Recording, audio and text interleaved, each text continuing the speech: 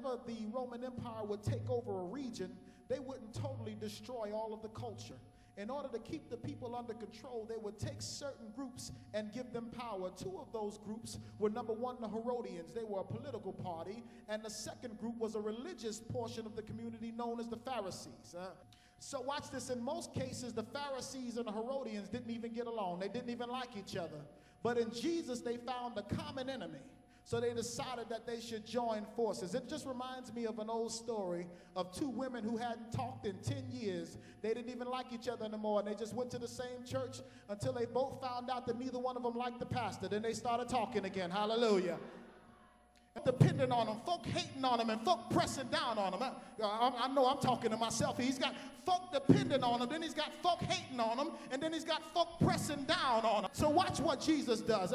He handles it correctly. So it's from this situation that I'm going to take the text today and teach from this simple thought, finding a balance. Look at your neighbor. Tell him, say, neighbor.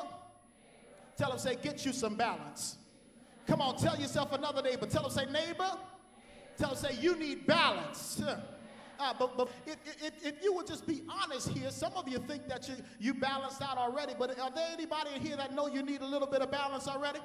Okay, for everybody that didn't raise your hand, I got a little test for you. Watch this here. How do you know if you need balance in your life? If you know there are urgent needs in your house, whether that be needs that require more of your attention with your children, with your spouse, with your overall household, and you say things like, that's going to have to wait. Guess what? You need balance.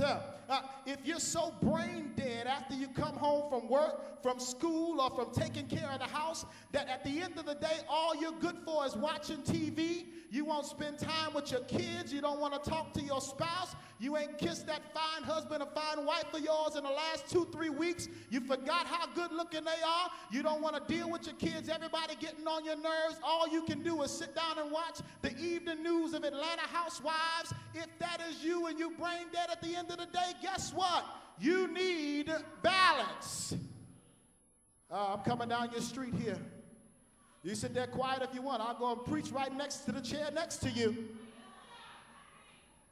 If you drive in your car from an exit 250 down to exit 220 and you can't remember none of the trip because you were so tired, you was dozing off, guess what? You need balance. If you go to work on a regular basis and you mean and evil and folk know not to mess with you till 10 o'clock, and you've devised methods and manners to trick your tired body into thinking it's awake. Oh, Pastor, I just need some caffeine. No, your body don't want caffeine. It won't sleep. You need balance. Let me tell you what's even worse than that. Some of y'all even got little routines. You know, when you get tired, all I need is just a Coca-Cola and a Snickers bar, Pastor. I can drive another 15, 20 minutes. Got a little routine, your head goes down, you roll down the windows now. Your head goes down again, turn the radio up now. This time, head goes down again. You play the little game with your hand outside the window. You know, catch the wind, let the wind go. Come on now, y'all know what I'm talking about over by there. Look at your neighbor, tell them, say, neighbor. Tell them, say, you need balance. Now see, let me read this to you real quick. Recent study conducted by the Creighton University Center for Marriage and Family suggests that the biggest cause of marital issues and divorce for couples 29 and under was the lack of financial balance between income and expenses, resulting in an inability to balance work and family, resulting in a lack of intimacy and a breakdown of communication. Now for married couples 30 and over, they shared all the same issues caused by unbalance, but then they also added a few of their own. Now watch this. Constant bickering about how the household tasks should be balanced. You know I'm preaching. Somebody say amen. So out of the 947 couples included in the intimacy survey, watch this.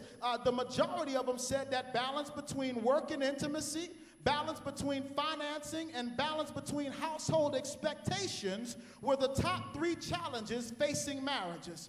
Closely followed behind by communications and issues with the mother-in-laws. But I love my mother-in-law. Bless you, Jesus.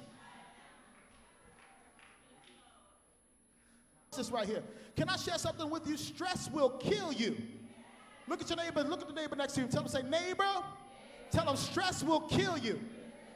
Now, let me be honest with you. I'm not talking a metaphoric death. I'm not talking spiritual death. No, I'm talking about graveyard dead. Stress will kill you dead as a doornail. Now, let me help you out here in case you think we're going to mourn you. You mess around and die, and we're going to cry about you for 2 weeks. But guess what? After 2 weeks, life goes on, huh? We're going to come inside here. We're going to tell a whole bunch of lies about how nice you. He was so giving. He was just giving. I never met nobody giving. He was just a nice, just giving. Did I mention giving, huh? We're going to talk about that, but guess what? As time goes along, life moves on. Yeah, you got quiet on me, but let me share something with you. If you stress yourself to death young, especially while your wife's still fine, yeah, guess what? When you dead and gone, she'll be sitting there, she sure did take good care of me. He bought all these flat screens. Good God from Zion, he kept the car, the oil changed. He gone, and I never thought I was going to get over him till I met you. Yeah, you'll be rolling over in your grave at how well she got over you. Hallelujah. So watch this here. Here we are giving our best to Caesar. You live, you work, you get married, and immediately you try to build a better life than you saw your mama and your daddy and your uncles had. The second you get a little car, a little job, you run out and go to Rent-A-Center and splat your whole crib out. You got everything mom and dad have. You live in the same neighborhood. You got the same type of furniture. And tell the truth, you know you got better televisions than them. You got much bigger, flatter televisions. So you got everything they had, even though they had a 30-year head start. But can I ask you something while you're out there running the Caesar to pay for it? What good is the house if you're never there to enjoy it? What good is the car if you never got time to drive it?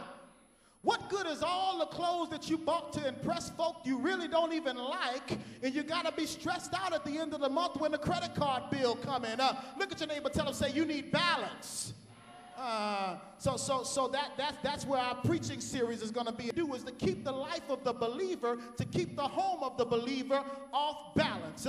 Why? Because if you're off balance, you'll never fix your marriage. If you're off balance, you'll never get your finances together. If you're off balance, your spiritual potential will never be fulfilled. If you're off balance, you won't be able to raise your children in the fear and the admonition of God. The devil wants you off balance. Now, let me share this with you real quick. Write this down. Number one. True balance begins in the spirit. Can I say that again? True balance begins in the spirit.